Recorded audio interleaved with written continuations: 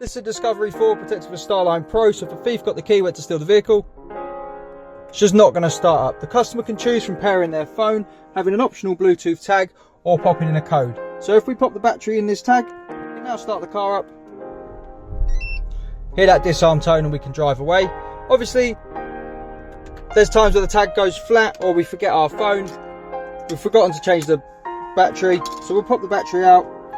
Simulator's gone flat. So now we'll keep our foot off the brake, tap the start button, pop in our unique code, which is 1, 2, 3, just for the video. Hear that tone, now foot on the brake and start.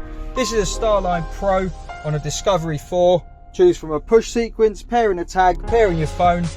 If a thief got the key, done a relay attack, programmed a new key to the vehicle and went to steal it, it's just not going to start up, as you've seen. Has a service mode to turn the system off when it goes back to Land Rover for a service. To get one of these fitted, give us a call 0208 212 7393. We're Immobiliser Fit. Thanks for watching.